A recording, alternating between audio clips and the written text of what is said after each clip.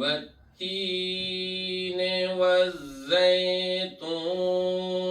وطور سينين وهذا البلد الأمين.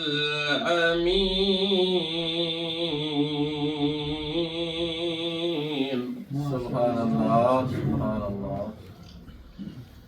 لقد خلقنا الإنسان في أحسن تقويم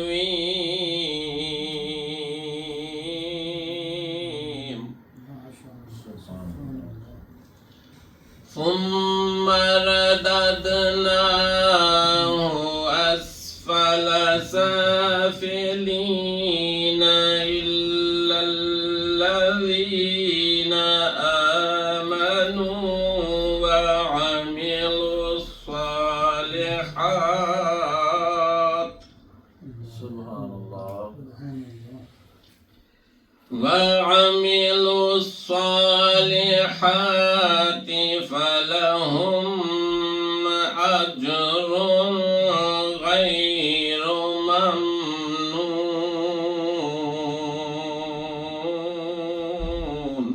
سبحان الله. فما يكذبك بعد بالدين أليس الله بأحكم الحاكمين.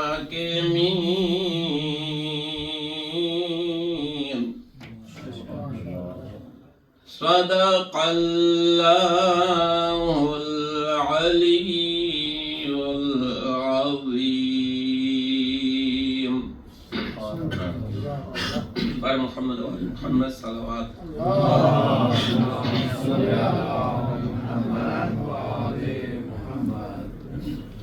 شروع اللہ کے بابرکت نام سے جو رحمان اور رحیم ہے.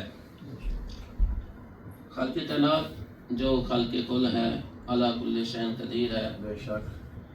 اس سورہ مبارکہ کی ابتدا جو ہے چند قسموں سے کر رہا ہے. خالق کل ہے، قسم اٹھانے کی کیا ضرورت تھی، لیکن طریقہ کار ہے کلام کا کہ جب کلام میں قوت طاقت پیدا کرنی ہو تو پھر عربی میں یا ہماری اپنی زبانوں میں اس کو طاقت دینے کے لیے قسم کھائی جاتی ہے. پر محمد والے محمد صلوات.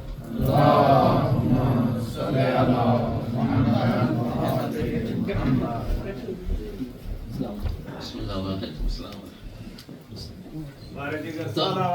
اللہم صلی علی محمد. قسم اٹھا کر کہہ رہا ہے کہ مجھے قسم ہے انجیل کی اور زیتون کی، وطور سینین اور طور سینا کی، وہذا البلد الامین اور اس امانت والے شہر یعنی مکہ کی قسم. اب یہ قسم کھا کر آگے فرما رہا ہے لقد خلقنا الانسان فی احسن تقویم، کہ ہم نے اس حضرت انسان کو بہترین شکل و صورت میں بہترین انداز کے ساتھ پیدا کیا ہے. یعنی انسان یعنی گویا کہ خالق کائنات یہ ارشاد فرما رہا ہے کہ جس طرح سے مجھے یہ اچھا اور خوبصورت لگتا تھا، میں خالق کل ہوں تو جتنا یہ مجھے پیارا جس انداز سے لگتا تھا میں نے اس انداز میں اسے ترتیب دیا ہے. ثم رددناہ اسفل سافلین، پھر اس کو یعنی اس حضرت انسان کو جس کو میں نے بہت ہی خوبصورت پیدا کیا، جس کے اعضاء و جوارے جہاں جہاں اچھے لگتے تھے میں نے اس طریقے سے بنائے، اور اس کے بعد اس کے اپنے اعمال کی وجہ سے یعنی ثم رددناہ اسفل سافلین، اس کے اپنے اعمال کی وجہ سے میں جہنم کے سب سے نچلے طبقوں میں اس کے دھکیل دیا، پھینک دیا. یعنی یہی حضرت انسان اگر اپنے اعمال میں یہ فرشتوں سے افضل ہے تو پھر انہی اعمال کی وجہ سے یہ جانوروں سے بھی بدتر ہے. قرآن آیات اس کی گواہ ہے. لیکن آگے تخصیص فرما رہا ہے الا الذین آمنوا، مگر وہ لوگ جو ایمان لے آئے اور ساتھ میں عوامل الصالحات انہوں نے نیک اعمال بھی کیے. اب یہاں پہ اگر آپ مطالعہ کریں قرآن پاک کا تو تو جہاں آمنو کا ذکر ہے اکثر ساتھ میں عامل الصالحات ہے، یعنی کہ صرف آپ کا ایمان لے آنا کافی نہیں کہ میں اللہ پر ایمان لے آیا، اس کے فرشتوں پر انبیاء پر ایمان لے آیا تو یہ کیا کافی ہے؟ نہیں، ساتھ میں کہتا ہے وعامل الصالحات، وہ نیک اعمال بھی کرے. یعنی صرف ایمان لے آنا، زبان سے کہہ دینا لا الہ الا اللہ محمد الرسول اللہ علی ولی اللہ، یہ کافی نہیں. اس پر عمل یہ جو ہم سے تقاضا کرتے ہیں زندگی میں، ان اعمال سے بھی ہم نے اس کو مزین کرنا ہے. ان کے لیے کیا ہے پھر ان کا اجر بھی رکھا ہے فَلَهُمْ أَجْرٌ غَيْرُ مَمْنُونَ، تو پھر ان کا اجر بھی بے حساب ہے، یعنی وہ گننے میں گنتی میں نہیں آتا. فَمَا يُكَذِّبُكَ بَعْدُ بِالدِّينِ، تو اس کے بعد یعنی اب ختمی مرتبہ سے خطاب ہے، کیا میرا حبیب اس کے بعد جو بھی اس کو جھٹلاتا ہے تو کیا اللہ تعالیٰ احکم الحاکمین نہیں ہے؟ یعنی یہ قوانین میرے جو آ گئے ہیں، اب بھی اگر اس کو جھٹلاتا ہے تو پھر وہ جان لے کہ سب حاکموں کا حاکم میں ہی ہوں، یعنی گرفت میری ہے، قدرت میری ہے، پھر اس نے میرے پاس ہی آنا ہے، پھر اس کا معاملہ کسی اور کے سپرد نہیں ہے. تو خلق کائنات اتنی بڑی قسم کھا کر انسان کو گویا کہ جھنجھوڑ رہا ہے کہ تیری زندگی کا مقصد نیک اعمال ہے، صرف ایمان نہیں ہے. میں یہ قسمیں کھا کر تجھے متوجہ کر رہا ہوں کہ میری طرف لوٹ آ اور اپنی زندگی کو اعمال صالح سے مزین فرما. وآخر دعوانا ان الحمد للہ رب العالمین.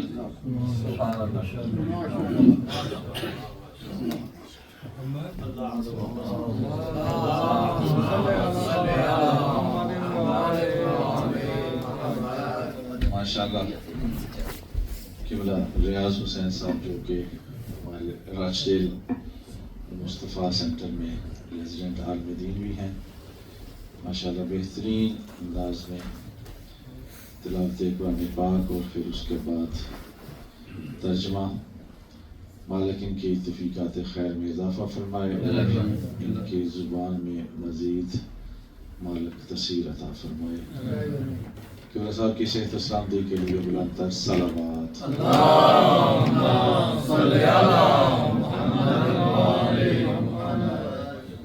کہ ہر ابتدا سے پہلے، ہر انتہا کے بعد، اور ذات نبی بلند ہے ذات خدا کے بعد. اور دنیا میں احترام کے قابل ہیں جتنے لوگ، میں سب کو مانتا ہوں مگر مصطفیٰ کے بعد. میں سب کو مانتا ہوں مگر مصطفیٰ کے بعد. بلند تر صلوات.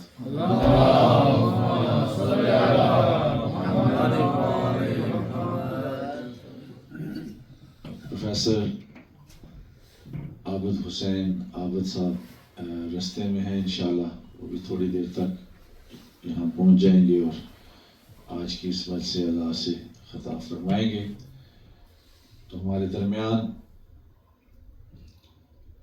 جناب مولانا ہمارے بزرگ عالم دین، جن کی شخصیت کسی تعارف کے محتاج نہیں، یہ ہماری خوش قسمتی ہے کہ وہ آج بھی اس محفل میں موجود ہیں. تو ہم ان سے بھی استفادہ کریں گے.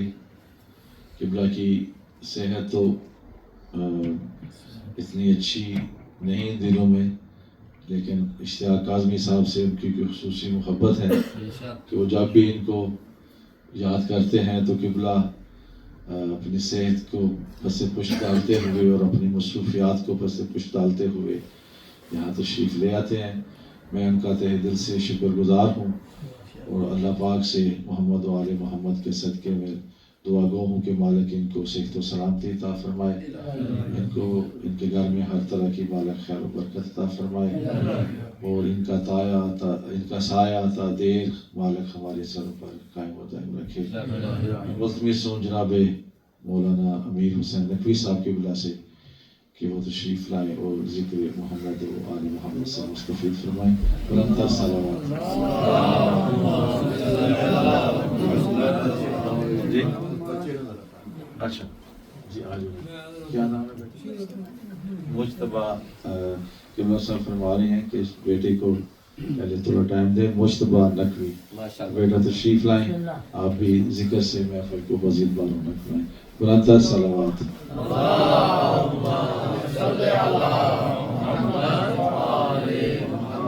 مشتبہ نقوی کی حوصلہ افزائی کے لیے بلند تر صلوات.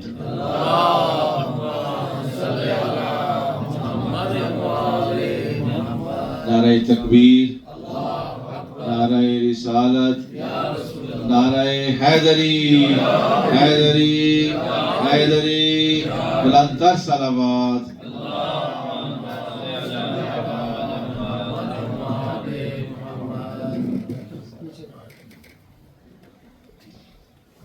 صلوات علی محمد و آل محمد.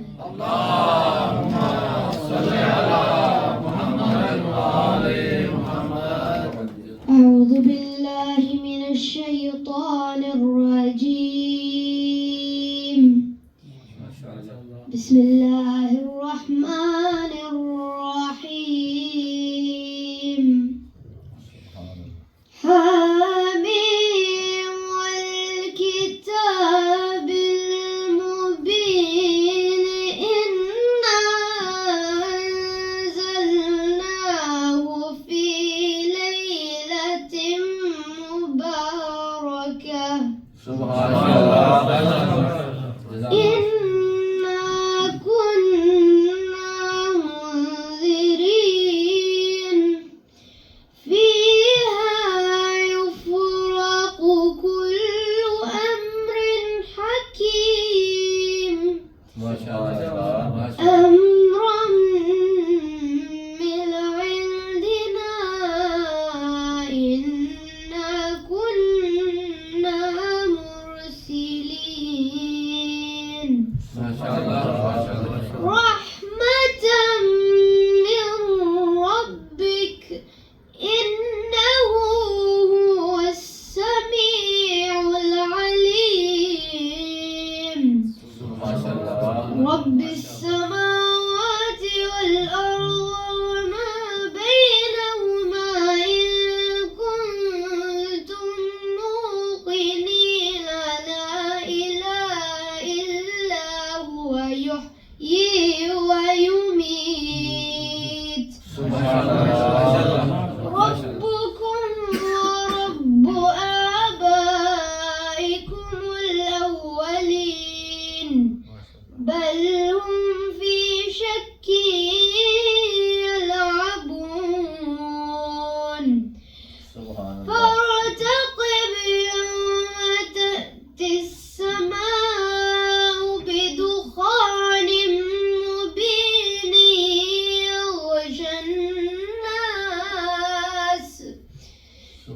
يغشى الناس هذا عذاب أليم.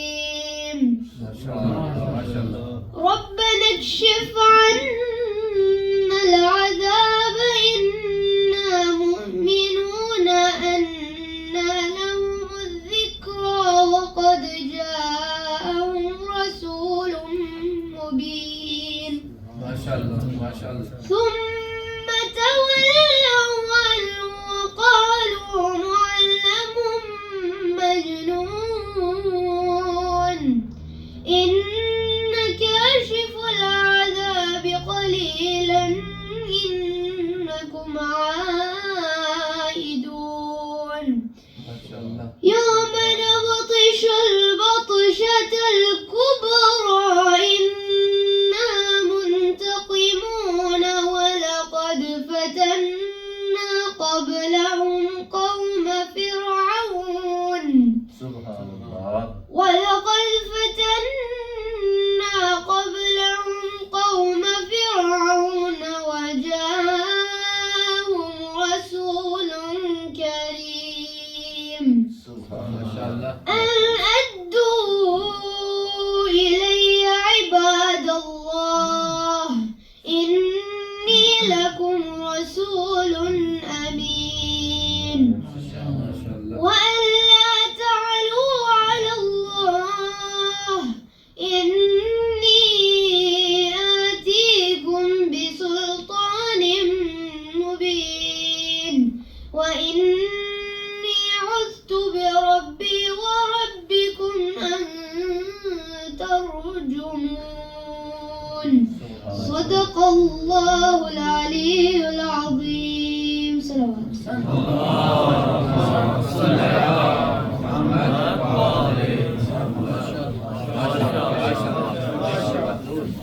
ماشاء اللہ، بلند تر صلوات.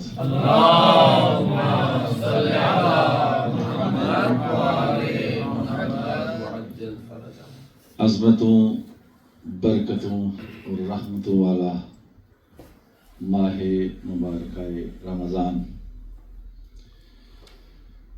اسی ماہ کی 15 کو سلسلہ ہدایت کے تیسرے تاجدار اور سلسلہ امامت کے دوسرے مہتاب کی ولادت باسعادت، اسی ضمن میں ایک قطعہ آپ کی نظر کرنا چاہوں گا کہ حسن کو بادشاہ خاص و عام کہتے ہیں. حسن کو بادشاہ خاص و عام کہتے ہیں اور علی کا نائب و قائم مقام کہتے ہیں، اور دلیل ایک ہی کافی ہے ان کی عظمت پہ، دلیل ایک ہی کافی ہے ان کی عظمت پہ، انہیں حسین بھی اپنا امام کہتے ہیں، انہیں حسین بھی اپنا امام کہتے ہیں. بلند تر صلوات.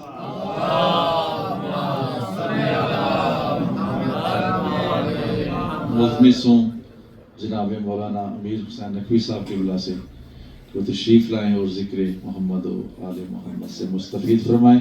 قبلہ صاحب کی صحت و سلامتی کے لیے بلند تر صلوات.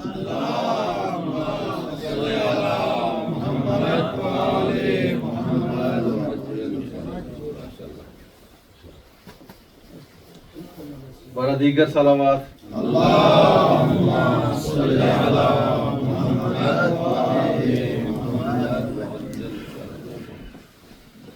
برائے صحت و سلامتی علماء حق بلند تر صلوات.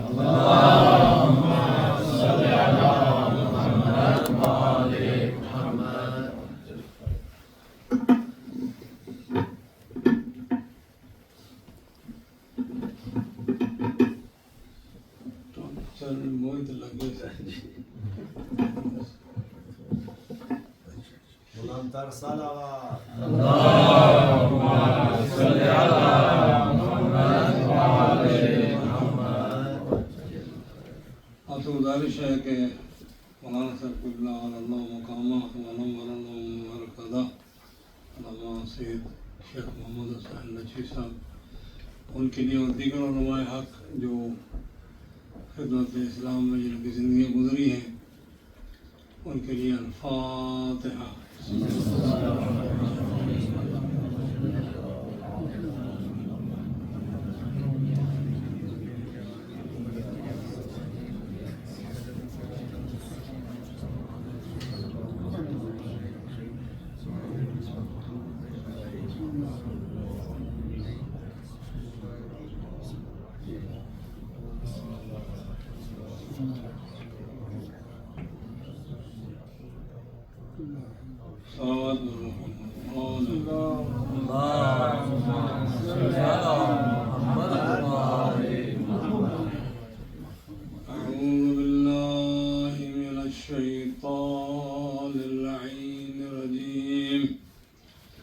بسم الله الرحمن الرحيم. الحمد لله رب العالمين، الصلاة والسلام على سيدنا ونبينا وطبيب نفوسنا أبي القاسم محمد. اللهم صل على محمد وعلى آل الطيبين الطاهرين المعصومين المنتجبين المنتخبين المنتخبين الذين أذهب الله عنهم الرجس وطهرهم تطهيرا. اللهم صل على محمد وآل محمد. واللعن الدائم على أعدائهم أجمعين. أما بعد، قد قال الله تبارك وتعالى في كلامه المجيد والفرقان الحميد وهو أصدق القائلين. بسم الله الرحمن الرحيم. إن الدين عند الله الإسلام. وقال في مقام آخر: ومن يبتغي غير الإسلام دينا فلن يقبل منه. صلوات محمد. اللهم صل على محمد وآل محمد.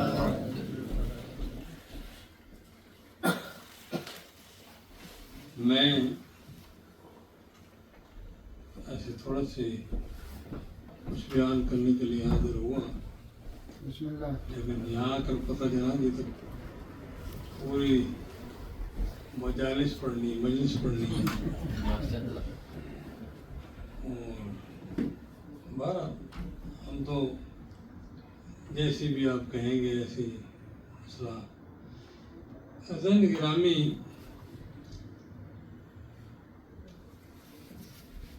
دین اسلام تمام کائنات کا دین ہے اور اسی کو سبحانہ و تعالی نے منتخب فرمایا ہے انسانوں کے لیے. اور فرمایا ہے کہ انسانوں میں سے جو بھی اگر اس کے علاوہ کسی اور دین کو قبول کرے گا تو قبول، مطلب وہ انسان اگر اختیار کرے گا تو قبول نہیں ہوگا. خدا کے یہاں اس کی کوئی ویلیو نہیں.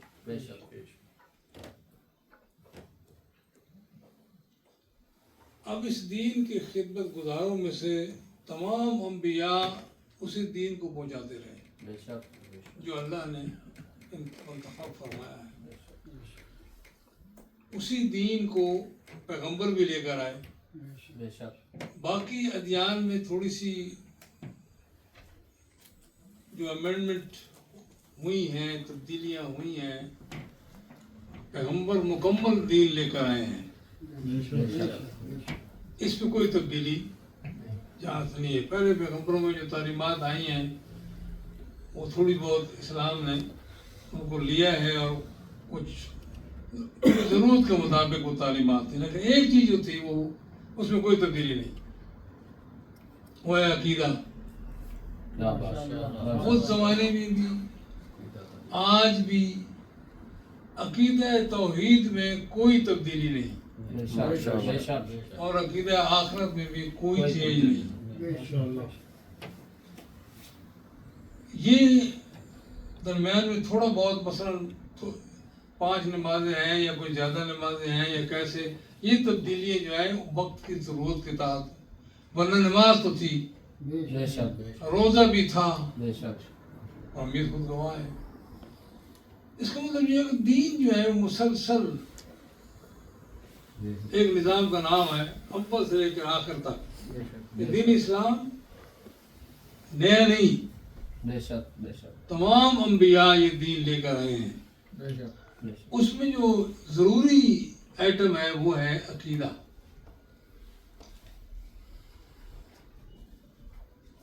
بلیف، عقیدہ، اس میں کوئی چیز نہیں. اور ہر زمانے میں وہ بہرحال ہر بندے کا عقیدہ صحیح ہونا چاہیے. اگر صحیح نہیں ہوگا وہ دوسری لائن میں لگ جائے گا جو نہ ماننے والوں کی لائن ہے.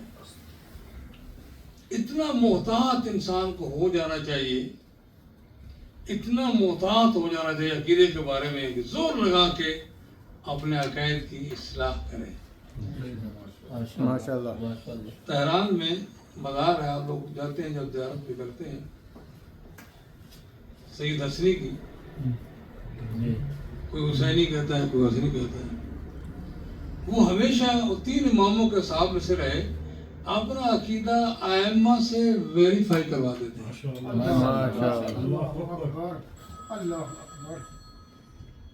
میں یہ عقیدہ رکھتا ہوں میرے آقا، پھر ائمہ جب تصدیق فرماتے تھے الحمدللہ. اس وقت بہت، یہ ہر زمانے میں ضرورت ہے، کیونکہ بہت سی فضا میں پولوشن، گفتگو، باتیں، عادتیں، یہ ساری کی ساری جو ہے وہ جب انسان صلوات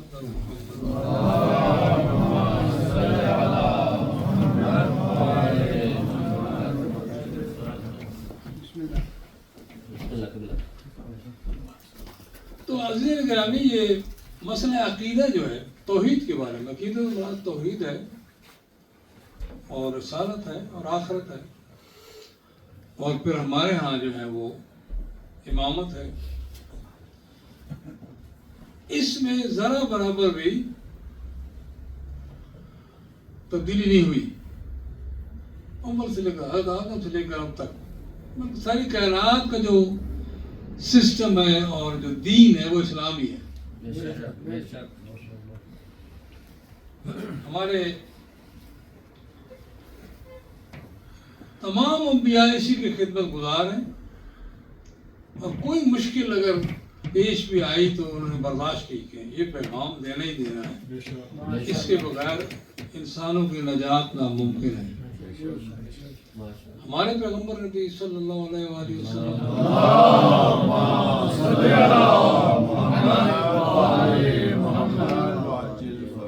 ہم گواہی دیتے ہیں کہ پیغمبر نے کوئی اپنی ذمہ داری جو خدا کی طرف سے ان کو دی گئی تھی انہوں نے اس میں کوتاہی نہیں کی. اس میں انہوں نے کوئی کوتاہی نہیں کی. ہم تصدیق کرتے ہیں اور اللہ کے ہاں التجا کرتے ہیں کہ وہ ہماری یہ گواہی قبول کریں. پیغمبر نے بڑی کوشش کی. ابتدا میں تو تنہا قولوا لا الہ الا اللہ، لیکن ایک بات جو میں عرض کر رہا ہوں، اور آپ اس کو دیکھیں گے، دعوت العشیرہ سے لے کر غدیر اور آخری وقت کرتاس کا مسئلہ، آخری نماز میں پیغمبر نے، یعنی جہاں لا الہ الا اللہ محمد رسول اللہ کا فرمایا، یعنی اپنی رسالت بھی لوگوں کو سامنے رکھی.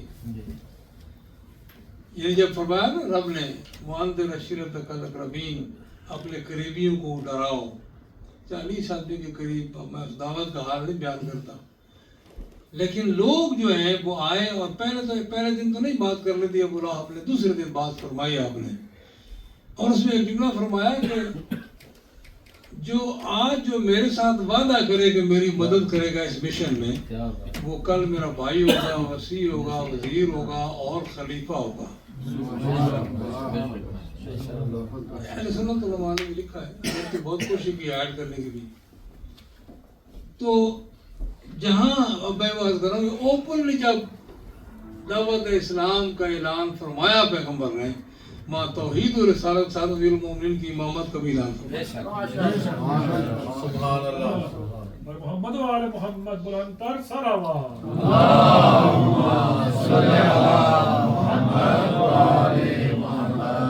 اور پھر مسلسل، یہ نہیں ہے کہ ایک دفعہ، مسلسل پیغمبر کی ڈیوٹی اور فرض تھا کہ جس طرح توحید کا تعارف کرائیں لوگوں کو اور نبوت کا تعارف کرائیں لوگوں کو، اسی طرح فرض تھا پیغمبر پر کہ علی ولی کی امامت کا.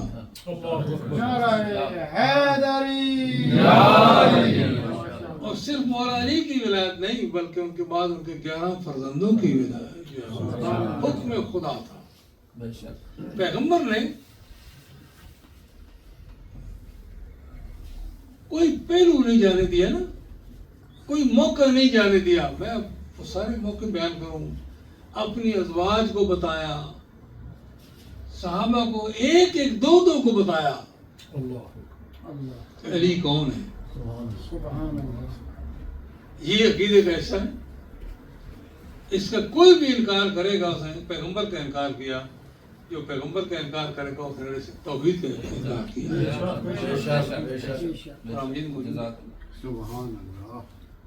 امیر المومنین کی امامت اور ان کے فرزندوں کی امامت جو ہے وہ پیغام اسلام کا، نظام اسلام کا وہ ضروری حصہ ہے کہ جس کے انکار سے نبوت و رسالت کے انکار لازمی آتا ہے، لازم آتا ہے۔ اب اس کو پھر کوشش کی ائمہ نے بھی مختلف انداز سے، جیسے بھی حالات نے موقع دیا، ہمارے علماء نے بھی، اب میں اپنے مطلب پہ آ گیا ہوں، ہمارے علماء نے بھی ہر زمانے میں مسئلہ امامت کو واضح فرمایا، کیونکہ جنرل لوگ انکار کر چکے تھے، مسلمان سوسائٹی انکار کر چکی تھی بنو امیہ کے زمانے میں، آج بھی یہی حالت ہے۔ تو ہمارے زمانے ہمارے علماء نے، ہر زمانے میں ہمارے علماء نے جان پہ کھیل کر بھی ائمہ اور امامت کا تعارف کرایا، بلکہ یوں سمجھیں آج کل تو یہ ہو گیا ہے، اگر ائمہ کا صحیح تعارف نہیں ہوگا تو رسول کا تعارف نہیں ہوگا، رسول اور ائمہ کا تعارف نہیں ہوگا، توحید کا تعارف نہیں ہوگا۔ اس طرح بھی چینل چل رہا ہے، اور پھر خداوند متعال کی طرف سے بھی ہے کہ اللہم عرفنی نفسک، اپنے تعارف کرا، اگر تجھے میں نہ پہچان سکا تو تیرے پیغمبر کی ویلیو میرے ذہن میں آئے گی نہیں۔ ہم تو پیغمبر کو مانتے ہیں کہ اللہ کے رسول ہونے کی حیثیت سے، محمد بن عبداللہ ہونے کی حیثیت سے نہیں مانتے۔ ہم علی علیہ السلام کو علی بن ابی طالب کے طور پر نہیں مانتے، بلکہ علی ولی اللہ کے طور پر مانتے ہیں، اللہ کی طرف سے، اللہ کے ولی۔ اب مزید گرامی بات یہ ہے کہ علماء نے ہر زبان میں، ہر علاقے میں کوشش کی، توحید کا تعارف بھی کرایا، رسالت کا بھی کرایا، اور امامت کا بھی کرایا۔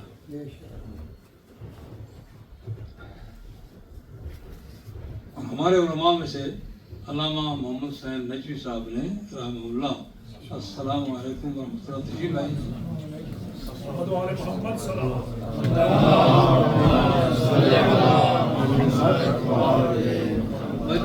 میں بلینکس کر رہا ہوں، آپ کو انتظار تھی، چلو شکر ہے خرید پہنچ گئے، نہیں تو آپ کے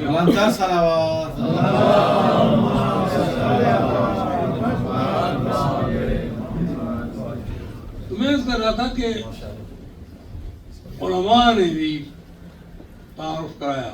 علامہ محمد حسین میرے ذمہ یہ کام تھا ویسے، اور میرے خیال میں پروفیسر صاحب بھی بیان کریں گے، کیونکہ اس امام بارگاہ میں علامہ محمد حسین صاحب کے فضائل نہ بیان ہوں تو پھر وہ مجلس کمزور ہوتی ہے، وہ پوری طرح مکمل نہیں ہوتا۔ اچھی بات ہے کہ ایک آدمی خدمت گزار دین ہو اور اس کا ذکر نہ ہو، چونکہ لوگوں نے اس کو کافی غلط سمجھا۔ علامہ محمد حسین صاحب نے ہر موضوع پہ کتاب لکھی جو ہماری ضرورت تھی، جو ہماری ضرورت تھی، بلکہ تمام انسانوں کی ضرورت ہے، عقائد تمام انسانوں کی ضرورت ہے، رسالت و امامت بھی تمام انسانوں کی ضرورت ہے، نہ سمجھے تو نہ سمجھے۔ مولانا نے بہت مفصل، یعنی ہر موضوع پہ قلم اٹھایا۔ امامت کے بارے میں خصوصاً انہوں نے ایک کتاب اثبات الامامت لکھی، جس سے اکثر ہمارے لوگ پروپیگنڈے کی وجہ سے واقف نہیں ہیں، حالانکہ ہر گھر میں، چونکہ امامت کو ماننا ایسے نہیں ہے کہ آپ بس مان لیا، علی ولی پڑھ لیا، دلائل کے ساتھ ماننا، عقائد کا دلائل کے ساتھ ماننا ضروری ہے۔ خدا کو کیوں ایک مانا ہے؟ رسول اللہ کی رسالت کی گواہی کی، رسول اللہ کو کیسے رسول اللہ کو رسول مانا ہے، کیسے مانا ہے؟ آپ کو کیا دلیل ہے؟ ایک دفعہ ہم ایک محفل میں تھے، سنی 20 علماء تھے اور پبلک سنی تھی زیادہ تر۔ شیعہ ویسے اچھا کرتے ہیں کہ ایسے مقام پہ نہیں جاتے جہاں قرآن کا ذکر ہو یا کوئی تھوڑی بہت ان کی اصلاح کا ذکر ہو، وہیں جاتے ہیں جہاں کو سیدھی جنت۔ تو وہاں سوال ہوا، مجھ سے سوال ہوا کہ آپ بتائیں کہ قرآن مجید میں تحریف ہوئی ہے، آپ کی کتابیں موجود ہیں، صحابہ کو سربراہ تھا وہ. میرے پاس یہ کتابیں موجود ہیں، ان میں لکھا ہوا کہ تحریف ہوئی ہے. اس کا مطلب یہ ہے کہ آپ کا اس قرآن پہ ایمان نہیں ہے. میں نے ان سے عرض کی مولانا سے ایسے ہنستے ہوئے، میں نے کہا اس لیے تو امریکہ کو گھنٹوں میں بھی بنانا پڑا ہمارے لیے کہ ہم کبھی متفق نہیں ہوتے ایک دوسرے کے خلاف. میں نے کہا مولانا بات یہ ہے، آپ کی کتابیں بھری پڑی ہیں، تمبر کہتے ہیں 1/3 قرآن کا نہیں، بی بی عائشہ کہتے ہیں یہ ایتے نہیں.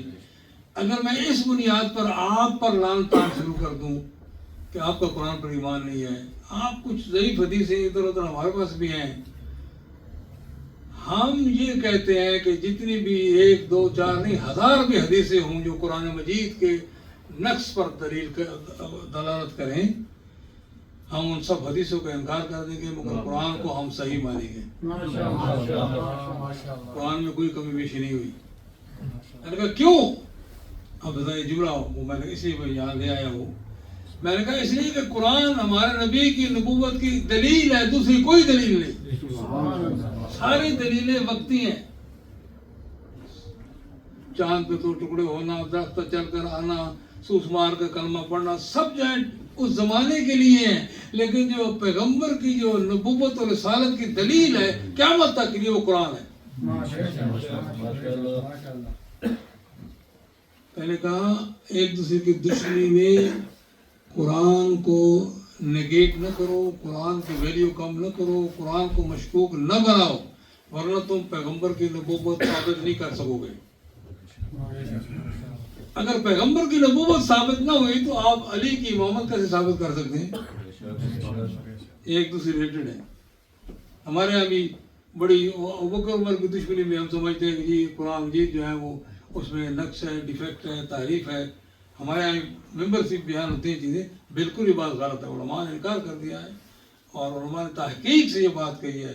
بلکہ ائمہ کا کام یہی رہ گیا تھا کہ قرآن کی حفاظت کرنی ہے. اور پیغمبر نے اس لیے بتایا تھا کہ جب پیغمبر سے پوچھا گیا نا آخری تمہارے میں فتنے ہوں گے، علاج کیا ہے یا رسول اللہ؟ مخرج، ان فتنوں سے نکلنے کا ذریعہ کیا ہے؟ پیغمبر نے فرمایا القرآن. قرآن کے بغیر.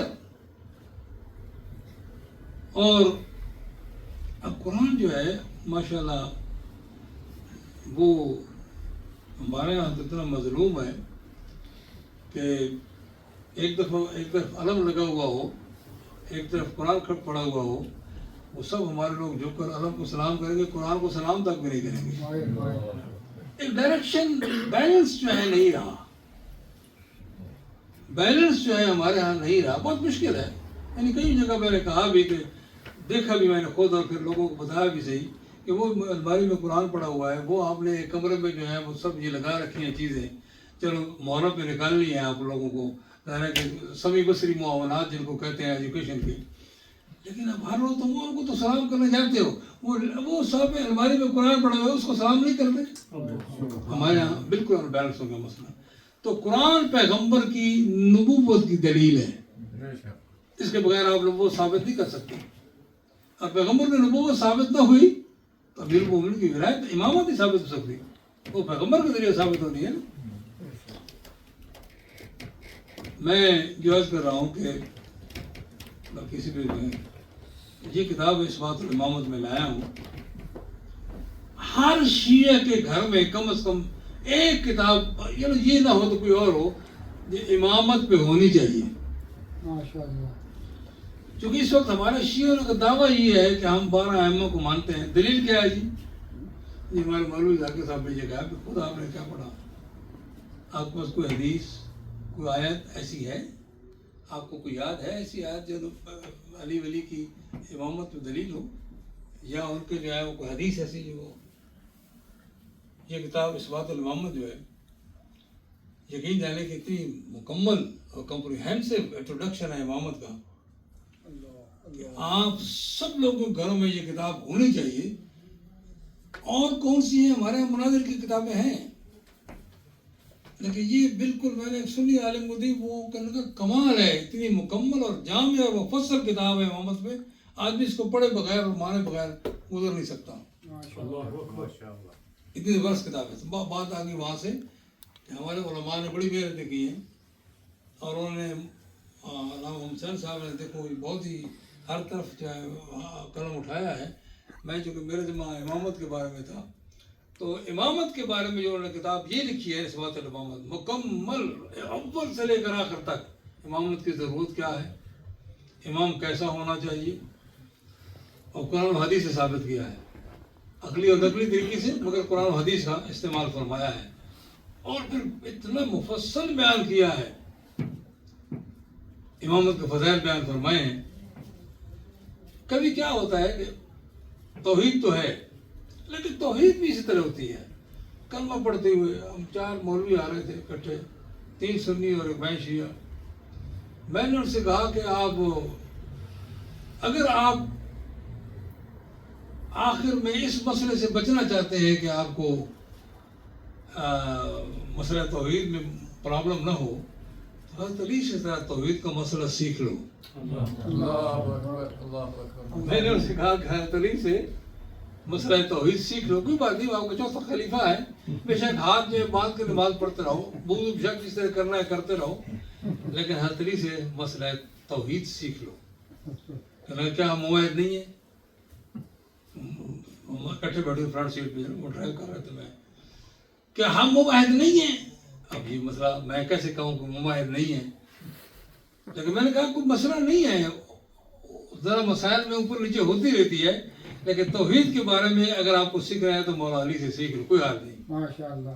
کہنے لگا، میں تھوڑی دیر خاموش ہونے کے بعد پوچھا کہ کیا آپ قیامت کے روز خدا کا نظارہ کریں گے یا نہیں؟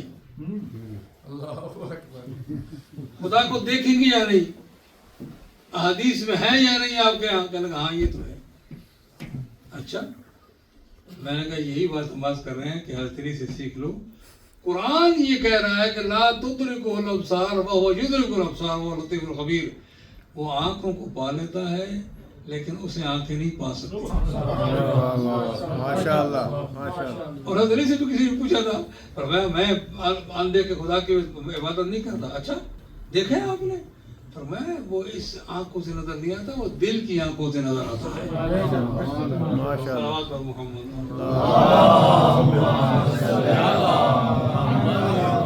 یہ صبر و تحمل، یہی مطلب غور و فکر کرنے سے اور ٹائم لگانا پڑتا ہے اس پر. سچی بات یہ ہے کہ مسئلہ توحید اور مسئلہ رسالت اور مسئلہ امامت جو ہے وہ ہمارے علماء نے بہت واضح کیا ہے، لیکن بدقسمتی یہ ہے کہ اپنوں تک بھی یہ بات نہ پہنچ سکی.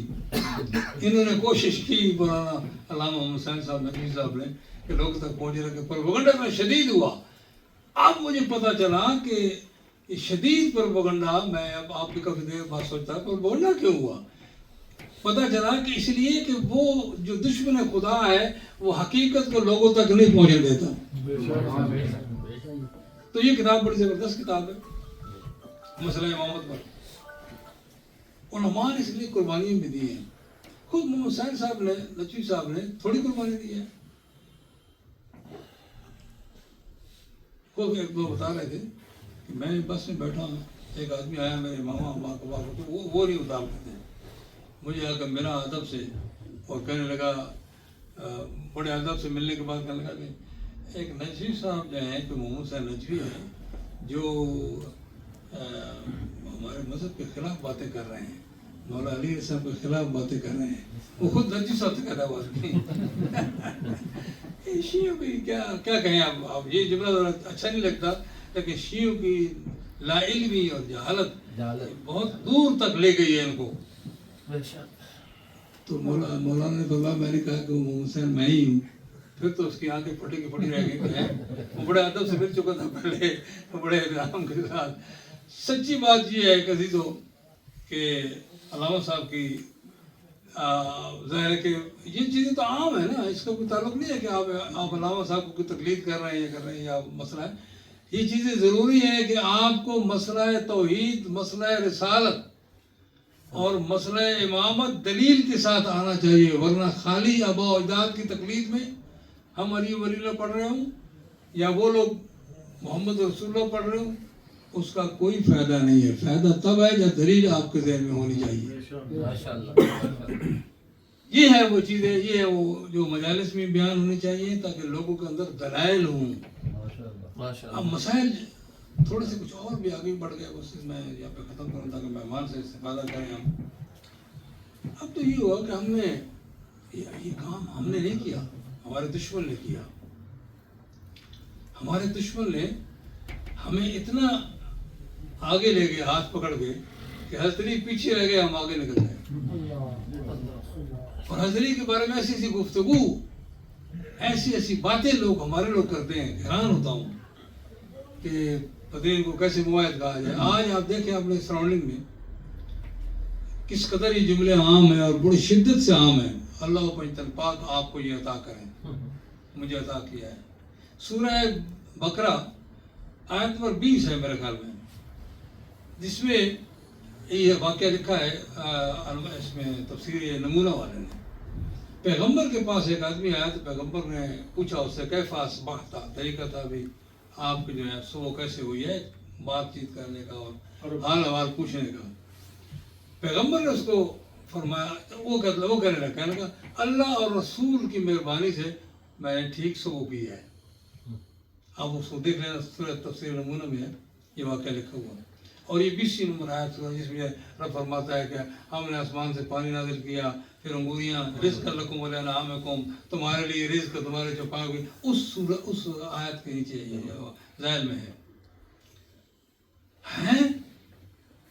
لیکن جملہ سنے پیغمبر کا، پھر پتہ چلے کہ کس قدر تو نے مجھے خدا کا ند بنا دیا ہے.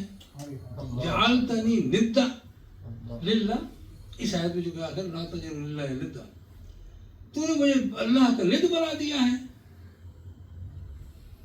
آپ بتائیں، ہمارے ہاں یہ اب سینٹینس عام ہے اور بڑا اچھا لگتا ہے. اللہ رسول نے بڑی مہربانی کی. نہیں بھائی، سمپل سی بات ہے، ایک جملہ ایک لفظ بڑھاؤ. رسول کے صدقے میں اللہ نے بڑی مہربانی کی ہے.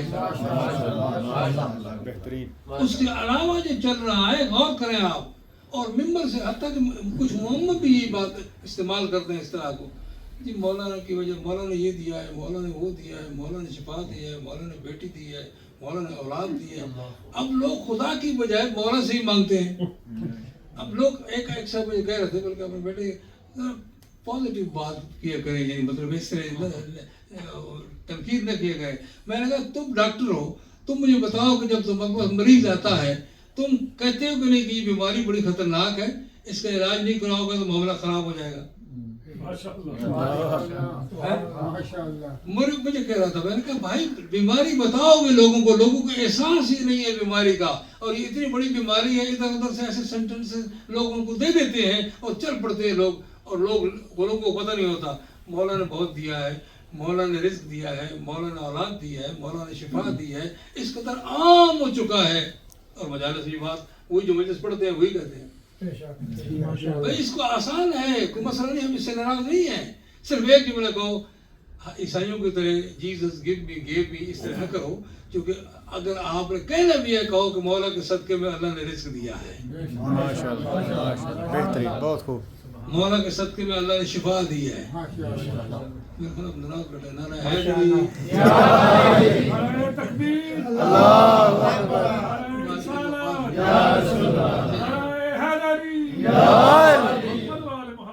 یہ مشکلیں آ گئی ہیں.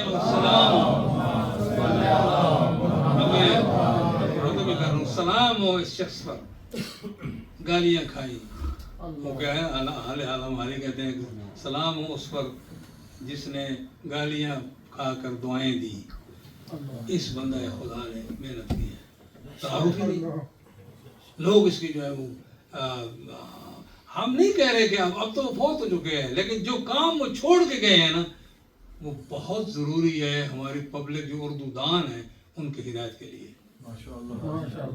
بہت ضروری ہے، اس کو مطالعہ کرو.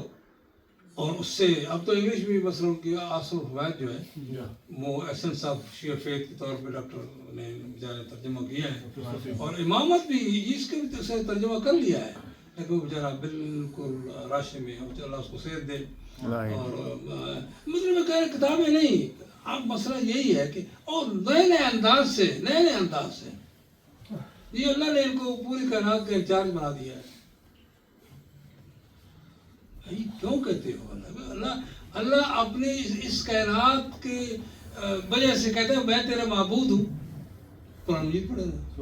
اس کائنات، اس نظام، اس پانی، اس رزق، اس کی وجہ سے فرماتا ہے کہ تم دیکھیے کوئی بھی آپ سورہ فاتر کی 5 نمبر آیت پڑھ لو. حال من خالق یرزقکم من السماء والارض. کوئی تمہارا خالق ہے؟ اور خالق اور رزق، خلق و رزق. سورہ روم کی 40 نمبر آیت پڑھ لو. سورہ عنکبوت کی آیت پڑھ لو جس میں 17 نمبر آیت ہے. یہ فرماتا ہے کریم تم جن کی عبادت کرتے ہو تو تمہارے رزق کے مالک نہیں ہے. کیا مطلب؟ 17 نمبر آیت ہے سورہ عنکبوت کی. تم جس کی عبادت کرتے ہو وہ تمہارے رزق کے مالک نہیں ہے. اللہ تمہارے رزق کا مالک ہے. اس کی عبادت بھی کرو، اس کا شکریہ بھی ادا کرو.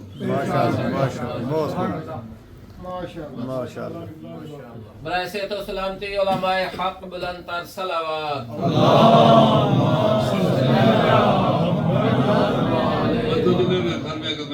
ذکر مصائب میں کہہ دوں چلو کوئی نہیں، ثواب ہو جائے گا. ہر چیز کا ثواب. یہ ہماری مجلس جو ہوتی ہے مکمل تب ہوتی ہے جب کوئی 2-4 جملے مصائب کے کہے جائیں. دین اسلام اللہ نے ہمارے لیے پسند فرمایا ہے، اس سے ہٹ کر قبول نہیں ہوگا. اب اس کی ہم نے کوشش کرنی ہے. اللہ کے یہاں ایسے خوشامد یا اس سے بات نہیں بنتی جب تک کہ آپ ڈٹ کر، ابھی مسلمانہ پڑھ رہے تھے آمن و عمل الصالحات، ان کی کامیابی کا اعلان قرآن نے فرمایا ہے. اور کوئی تو مسئلہ نہیں. خدا کو راضی کرنا اتنا آسان ہے، اتنا آسان ہے کہ آپ تھوڑی سی کوشش کریں تو 4 چیزیں ہیں. جس چیز کو اللہ نے واجب کیا اس کو آسان بنایا ہے. اس کو آسان بنایا ہے. بالکل بات سیدھی ہے. اور اس آسان چیز کو چھوڑ کر احمد کے ساتھ جو دشمنی تھی وہ کیا تھی؟ یہی تھی کہ وہ لوگوں کو جہنم سے بچانا چاہتے تھے. یہی تھی نا. لیکن لوگ اپنی جہالت اور بیوقوفی کی وجہ سے، پروپیگنڈے کی وجہ سے ان کے مخالف ہو گئے. حتیٰ کہ اس حد تک مخالف ہو گئے ان کو پرواہ ہی نہیں. اس حسین آج کل کہتے ہیں منہ مبارک رسول، اس کی وہ بڑا خیال رکھتے ہیں، زیارت کے لیے جاتے ہیں. حسین تو خون ہے نا، خون ہے نا.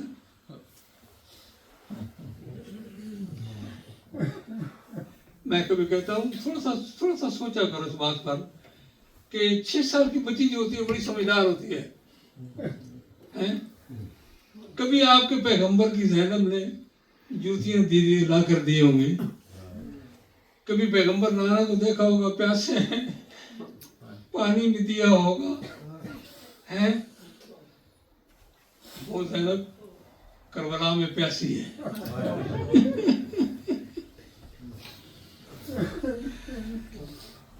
اس سے ان مسلمانوں کی جو نجات بڑی مشکل ہے جو ان لوگوں پر ایمان رکھتے ہیں جنہوں نے زینب کو پیاسا رکھا. تو صرف زینب نہیں، چھوٹے چھوٹے بچے وہ لتش لتش کر رہے ہیں اور زینب ان کو تسلیاں دے رہی ہے. اتنی آسان نہیں ہے کہ خدا کو راضی کیا جا سکے جب تک کہ ان لوگوں سے دوری نہ ہوگی کہ جنہوں نے زینب کے ستانے کا سبب بنے. بس آخری بات ہے، راوی کہتا ہے کہ میں کربلا کے سارے واقعات بھول سکتا ہوں، میں ایک واقعہ نہیں بھولتا. کیا بات کہہ دی؟ کربلا کے سارے واقعات میں بھول سکتا ہوں، ایک واقعہ نہیں بھولتا. کون سا؟ جب بہن آتی ہے بھائی کی لاش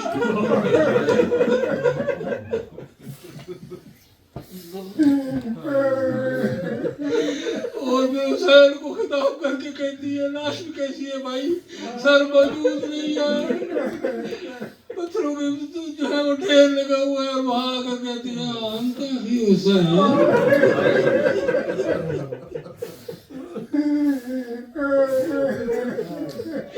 یہ جملہ بڑا عجیب ہے، تعجب کا جملہ مجھے لگتا ہے. زینب نے کہا یہ جملے میں مجھے لگتا ہے وہ یہ لگتا ہے کہ زینب نے کہا کہ مدینے سے تو میں ایسا حسین نہیں لائی تھی.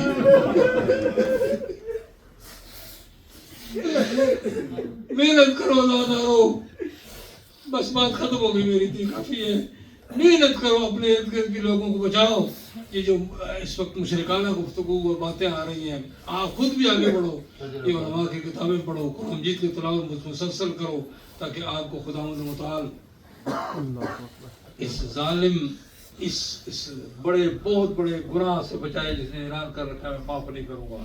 بہت ضروری ہے, یہ آپ کی محبت ہے, یہ آپ کی محبت ہے اپنے اعزاء اقارب کے ساتھ, اپنی اولاد کے ساتھ.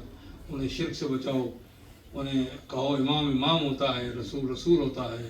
توحید ان سب سے بلند ہے, ان کی محتاج نہیں ہے, وہ بے نیاز ہے, اور یہ سب خدمت گزار ہیں اس کے دین کے. اللہ ہمیں اور آپ کو اس کے دین پہ چلنے کی توفیق دے. السلام علیکم ورحمۃ اللہ وبرکاتہ.